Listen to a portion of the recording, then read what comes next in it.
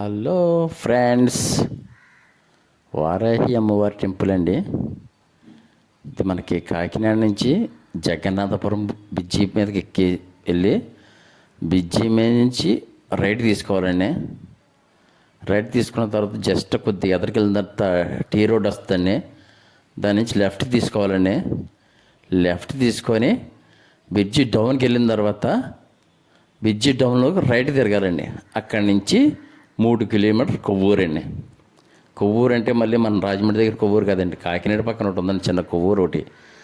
అక్కడి నుంచి 3 కిలోమీటర్లు జర్నీ చేసిన తర్వాత మనకి వారాహి అమ్మవారి టెంపుల్ వస్తుందండి కొవ్వూరు. అక్కడికి వెళ్ళి దర్శనం చేసుకోవాలి. అమ్మవారు మంచి స్వచ్ఛమైన మనసుతో అమ్మవారు ఎప్పుడు మనల్ని ఆశీర్వదంతో ఉంటుందండి. అమ్మవారు మనం ఏమన్నా మొక్కుంటే మొక్కొచ్చండి. అక్కడ మన కోరికలు తీరుతాయండి. ప్రతి శుక్రవారం కందదుంపతో దీపం వేసి అమ్మవారికి నైవేద్యం పెడితే అలాగ 18 వారాలు చేస్తే మనం అనుకున్నది జరుగుతుందంటండి. ఆల్రెడీ 2-3 చెప్పారు అక్కడ జరిగింది, మాకు జరిగిందని. కానీ నమ్ముతున్నారండి. అక్కడ చాలామంది వస్తున్నారు.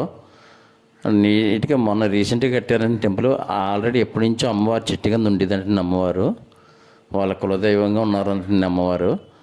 అక్కడ చుట్టుపక్కల ప్రాంతం వాళ్ళంతా అక్కడ ఆవిడకి దర్శనం చేసుకొని మొక్కుంటే అలా టెంపుల్ కట్టారని నీట్గా మొన్న రీసెంట్గానే. బాగుందని టెంపుల్. అమ్మవారు కూడా చాలా బాగుంది. దర్శనం ఇచ్చింది అమ్మవారు, బాగుందని.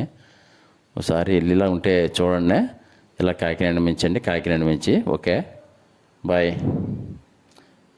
లైక్ చేసుకోండి, సబ్స్క్రైబ్ చేసుకోండి.